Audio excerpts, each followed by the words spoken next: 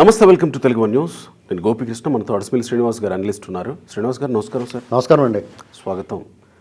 ఎందుకు జగన్మోహన్ రెడ్డి చేసే ప్రతి పనికి టీడీపీ నుంచి కానీ జనసేన నుంచి కానీ సరే ఇంకాస్త మీడియా సంస్థలు సరే మనం మీడియాలో ఉన్నాం కాబట్టి ఏ మీడియాని మనం ఇది చేసే ఇది చెయ్యం మనం. కాకపోతే రాజకీయ నాయకులు వాళ్ళకి కావాల్సిన విధంగా వాళ్ళు ఏదో మాట్లాడుకుంటారు. నేనేమంటున్నానంటే వాస్తవానికి జగన్మోహన్ రెడ్డి ఏ స్టెప్ తీసుకున్నా, అవి సంక్షేమ కార్యక్రమాలైనా లేకపోతే ఇంకేదన్నా ఒక కట్టడం అయినా లేదా ఇంకేదన్నా పిల్లల ఎడ్యుకేషన్కి సంబంధించి కానీ ఇలాంటి ఏ స్టెప్ తీసుకున్నా చంద్రబాబు నాయుడుకి కానీ పవన్ కళ్యాణ్కి కానీ ఎందుకు ఏడుపు అనేది ఆయన నిన్న పలాసలో ఆయన స్పీచ్లో హైలైట్ ఇదే. ఎందుకు ఈ ఏడుపు అనేది, ఎందుకు ప్రతిపక్షాలకి ఏడవలసిన అవసరం ఉందా, లేకపోతే ప్రభుత్వం చేస్తున్నటువంటి ప్రజా కంటక విధానాలు ఏమన్నా ఉంటే దాని మీద విమర్శిస్తారా? అది ఏడుపులాగా ఎందుకు కనపడుతుంది అనుకోవాలి జగన్మోహన్ రెడ్డికి? యాక్చువల్గా జగన్మోహన్ రెడ్డి గారు అలాగే భ్రమిస్తున్నాడు. యాక్చువల్గా అంటే నేను జగన్మోహన్ రెడ్డి గారికి ఇప్పుడు మీరు అడిగిన దానికి సంబంధం లేకుండా చిన్న విషయం చెప్పాను. ఒక వ్యక్తి ఉన్నాడు, అతనికి చిత్తచాంచల్యం ఉంది, అది అతనికి తెలియదు. అతనికి కొన్ని భ్రమలు కలుగుతూ ఉంటాయి. ఎవరో దైవదూతలు లాంటి వాళ్ళు వచ్చి అతనితో మాట్లాడుతున్నట్టు, ఇతను ఆ దైవదూతలతో మాట్లాడుతున్నప్పుడు అలాగే ఇతను ప్రజలకు ఏదన్నా రకరకాల మహిమలు చూపించి ఏదైనా చేస్తున్నప్పుడు ఇతనికి ప్రాణాపాయం ఉందని, లేకపోతే కొన్ని దయ్యాలు భూతాలు తన చుట్టూరు తిరుగుతున్నాయని తన ఇంట్లో, వాటి వల్ల తనకు ప్రమాదం ఉంటుందని, ఇలాగ అతనికి ఒక ఇల్యూజన్ వస్తూ ఉంటుంది. అతను నమ్ముతాడు దైవదూతలు నాతో మాట్లాడుతున్నారని, ఈ దయ్యాలు అయ్యి తన చుట్టూరు తన పక్కనే తిరుగుతున్నాయి, తనకు హాని చేస్తానికి అనేటువంటిది అతను నమ్ముతాడు. యాక్చువల్గా అది ఏమి ఉండదు. కానీ అతని ఇంట్లో మిగతా వాళ్ళకి ఇలా తిరుగుతున్నాడు, పిచ్చోళ్ళగా ఉన్నాడు అనుకుని డాక్టర్ చూపిస్తే ఏమీ లేదని అంటారు. నార్మల్గా ఉంటారు మనుషులు. కానీ అతను మాటలు ఏమనుకుంటే అదిగో అక్కడి నుంచి వస్తున్నాడు, వాడు నా మీద అంటే అక్కడ ఏమి ఉండదు. కానీ చూసిన వాళ్ళు కొన్నాళ్ళకి ఏం చేస్తారంటే అవును ఉన్నాడని మేము చెప్పాము పొమ్మన్నామని అంటారు పక్కన ఉన్నవాళ్ళు. ఎందుకంటే అతను నమ్మించడానికి. సరే ఇంకా అతను వాళ్ళ దారిలో రానప్పుడు వీళ్ళు ఏం చేస్తారంటే వీళ్ళే వాళ్ళ దారిలో పోతారు. దీనికి ఇప్పుడు మీరు అడిగిన సంబంధం లేదు యాక్చువల్గా. అలాంటి భావనలు కాకపోతే ఇప్పుడు ఈయన ఏం మేలు చేసేసి ప్రజలకి ఏం ముద్రించేసేయడని వాళ్ళు ఎడుతారు.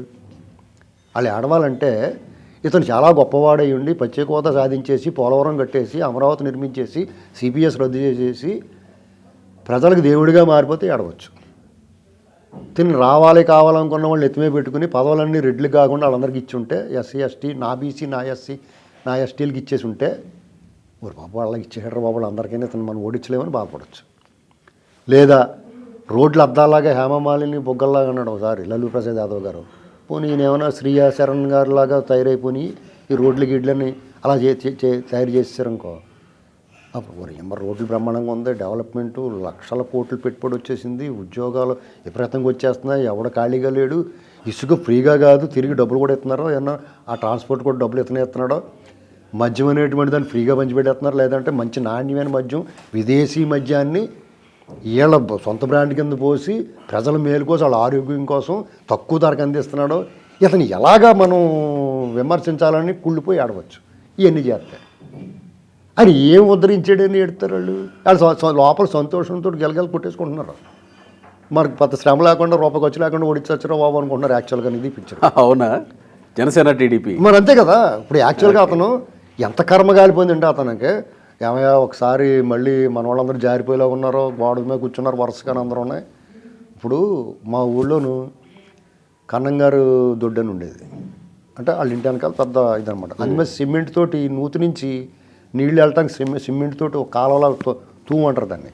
అందుమే వరుసగా కోతులు కూర్చుని పోయి అన్నాం అనుకో ఇటో అటో దూకేసి టపటపమంటాను. మేము పిల్లలంగా సరదాగా ఆడుకుంటాం. అలా వీళ్ళందరూ రెడీ కూర్చున్నారు, ఎటే పోతారో తెలియదు.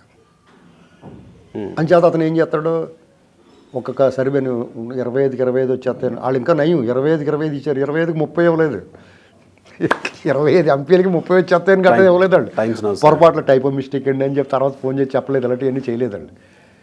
తప్పని పరిస్థితుల్లో అతనికి 100 మంది పైన దూకేసిలా ఉన్నారు. ఆయన టికెట్ ఎవరుండో ఏమో సరే అయితే ఏంటి అని పోతున్నారు. ఇప్పుడు ఒక్కొక్క ఏరియా కూడా ఒక్కొక్కలా మాట్లాడతారు. మా ఏరియా కూడా ఎలా మాట్లాడతాం ఏంటి పోతే అని పోతారు మా ఊళ్ళో. మా ఈస్ట్ గోదావరి ఆ టైపు బిల్డప్ ఇచ్చి అంటే అందరికీ ఒళ్ళు మండిపోతుంది. నువ్వు చేసేది అంతా నువ్వు చేసావా? ఇసుక మేమైనా దొబ్బేమా?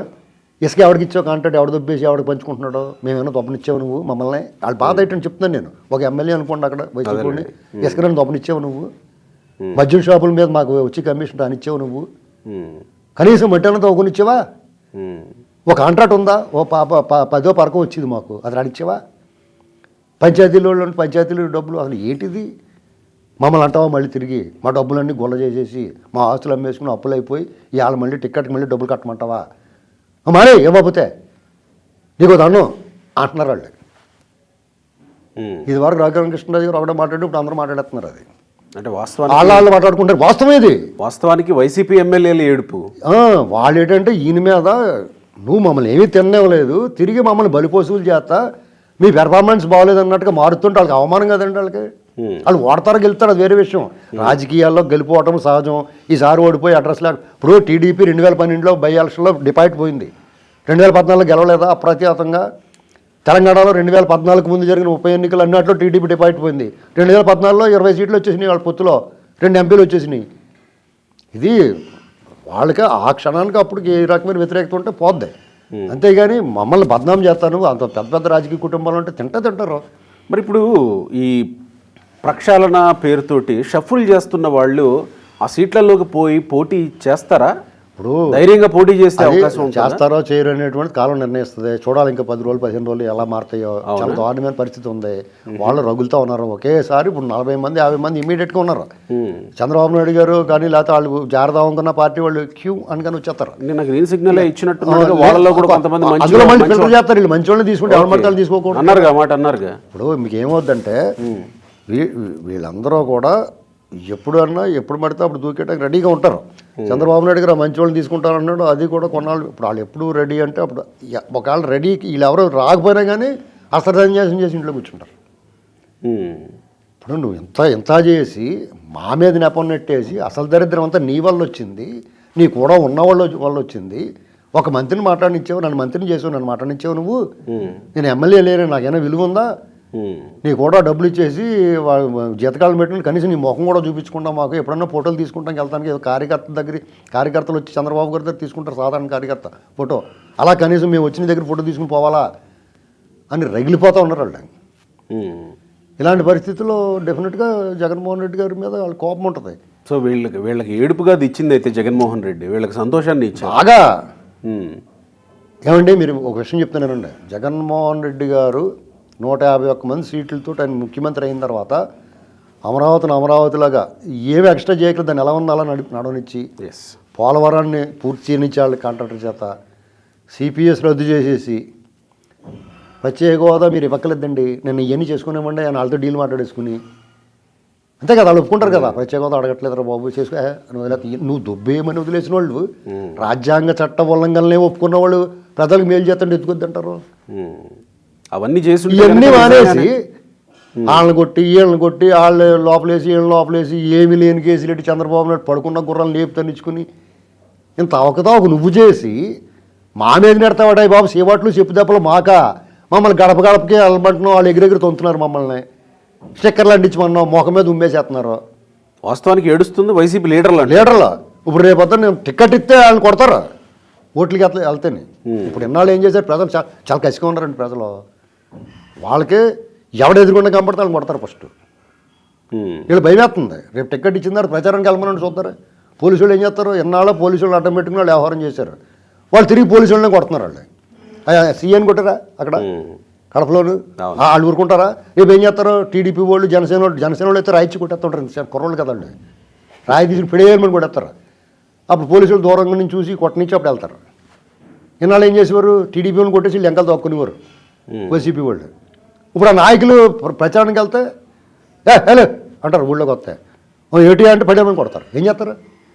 రైట్. అసలు ఏడుపు అంతా వాళ్ళు బాధపడుతున్నారు.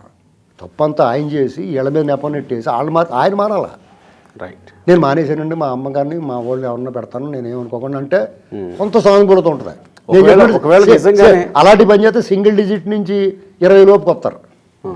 ఒకవేళ నిజంగానే అలాంటి పరిస్థితే ఉంటే వైసీపీ ఎమ్మెల్యేలే ఏడుస్తున్నారు లేకపోతే ఆ వాళ్ళదే ఏడుపు అని అనుకుంటే కనుక వాళ్ళు బహిరంగంగా మాట్లాడలేకపోతున్నారు, అడుసుమిల్లి శ్రీనివాస్ గారు బహిరంగంగా చెప్పేశారు అని చెప్పి మీరు చెప్పింది విని సంతోషిస్తారేమో వాళ్ళు. డెఫినెట్గా చాలామంది అంటారు, నేను చెప్పాలనుకున్నది నువ్వు చెప్పేవన్నా అని ఫోన్ చేస్తారు. వాళ్ళే అవునా? వాళ్ళు మూడు మంది ఉన్నారు. ఏంటంటే ఇప్పుడు ఇక్కడ ఆయన నేనేం టికెట్లు మార్చేస్తున్నాను అన్నాడు. మరి మార్చేసినప్పుడు కొత్త వాళ్ళకి ఇవ్వాలి కాదు, ఇక్కడ వాళ్ళు ఎదరికా మాల్ ఉదరకా మాల్ ఇద్దరు ఎందుకు? వాళ్ళు ఏమనుకుంటున్నారంటే ప్లేస్ మారితే ఫుడ్ మారుద్దురా, బ్లడ్ మారుతుంది ఎట్రా బ్లడీ ఫూల్ అని ఏదో సినిమాలో ఉందని ఆ డైలాగ్ చెప్తున్నారు వాళ్ళు. బాలకృష్ణ గారి సినిమా ఎందులోనో ప్లేస్ మారితే ఫుడ్ మారుద్ది కానీ బ్లడ్ ఎలా మారుతుందిరా బ్లడీ ఫూల్ అంటాడు కదా, ఉన్నదా సినిమాలో? సినిమాలో ఉంది. ఆ డైలాగ్ చెప్తున్నారు వాళ్ళు. రైట్ సార్, అయితే థ్యాంక్ యూ.